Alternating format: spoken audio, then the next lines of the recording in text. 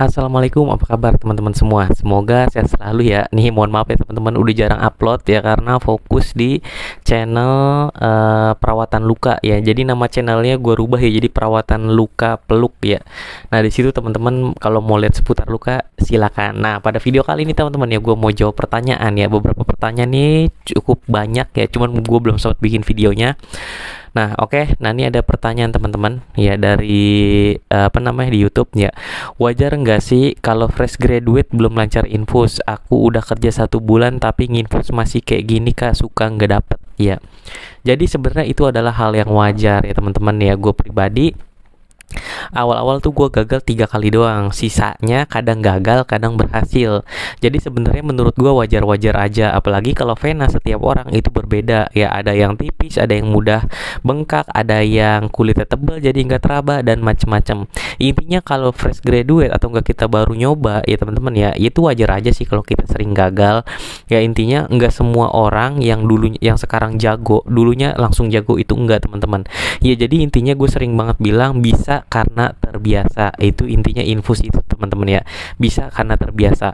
Mungkin kalau yang di UGD daripada yang dirawat inap, kemungkinan yang di UGD akan lebih sering akan lebih cepat bisanya. Kenapa? Karena kalau di IGD pasti kan orang datang langsung infus, orang datang suntik, orang datang infus ya, pokoknya tindakan terus. Tapi kan kalau dirawat inap ya biasanya misal ganti infus per 3 hari ya kan.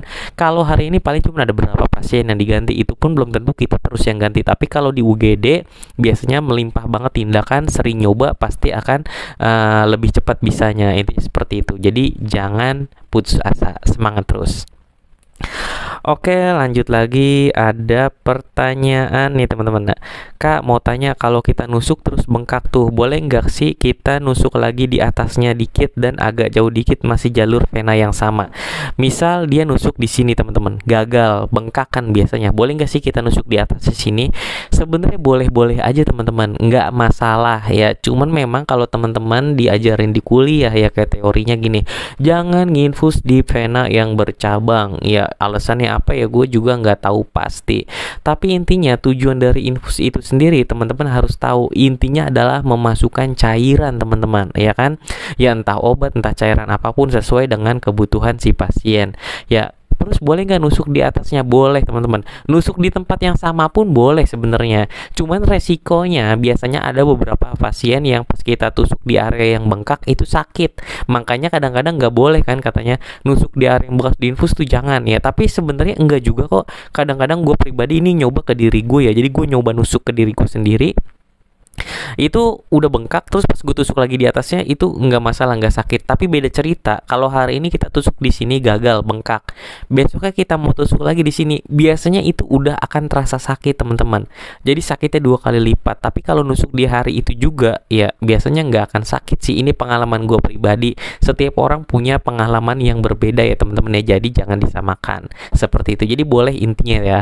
Nah terus apa lagi nih, pas dipasang mah nggak sakit, pas dilepasnya sakit. Nah ini gue sering banget ya. Jadi ada channel YouTube gue namanya Perawat 1 Menit, itu isinya tentang infus semua teman-teman. Pokoknya tentang infus, mau cara ngelepas, cara nyabut, cara pasang ya, itu pokoknya semua tentang infus. Di shortnya ada, di video agak panjangnya juga ada teman-teman ya. Jadi kenapa pas dipasang kok nggak sakit, pas dicabut malah sakit? Yang pertama, waktu dipasang kondisinya kemungkinan relax teman-teman. Yang kedua, kenapa pas dilepasnya sakit ya, kemungkinan nyabutnya tuh kurang tepat ya.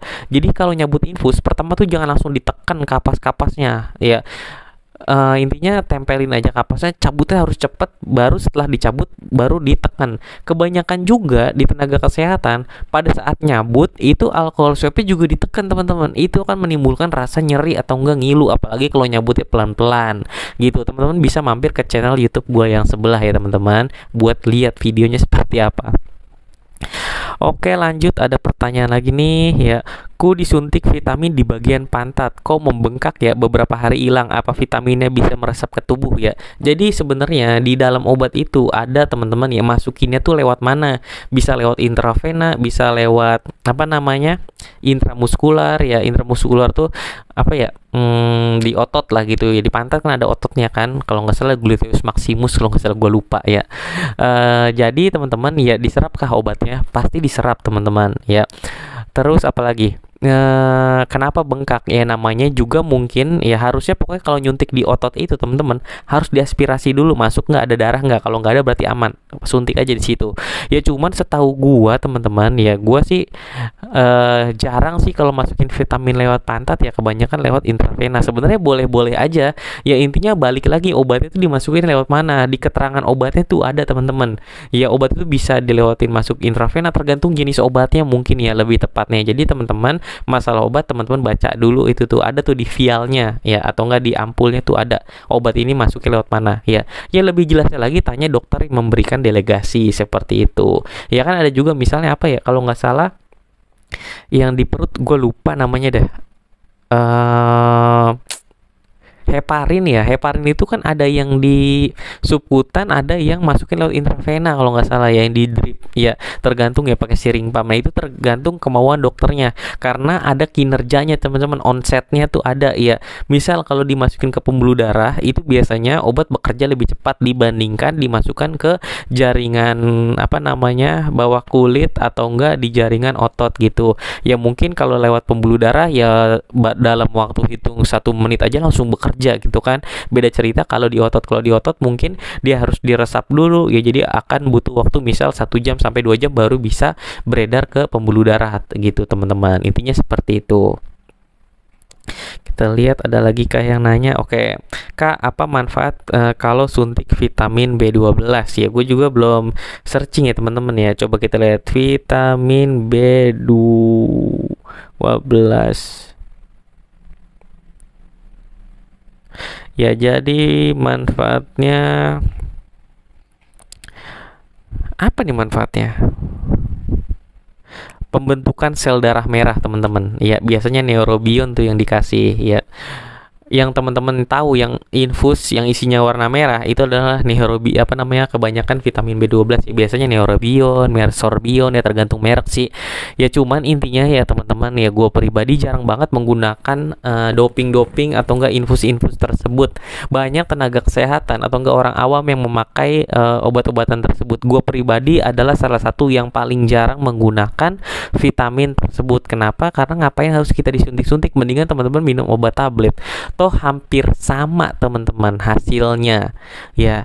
Kalau obat tablet dia diserapnya mungkin butuh proses, tapi kalau vitamin yang dimasukkan lewat infus itu langsung bekerja ya. Cuman nanti pasti ada dampaknya. Gue pribadi lebih prepare mendingan teman-teman makan makanan buah-buahan yang memang udah ada jelas kadar vitaminnya.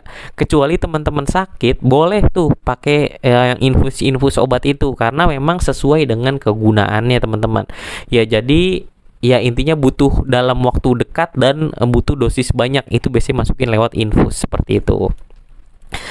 Oke, kita lihat lagi apakah ada pertanyaan lagi teman-teman ya.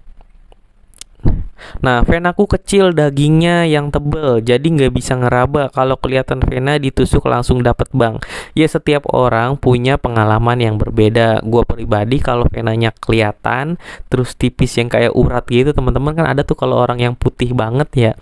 Ya kalau Chinese tuh, orang-orang Cina juga kan kadang-kadang kulitnya putih banget ya teman-teman ya, mulus banget pokoknya. Nah kadang-kadang saraf uratnya tuh ada biru-biru gitu. Nah itu tuh nggak menandakan kalau venanya tuh besar teman-teman.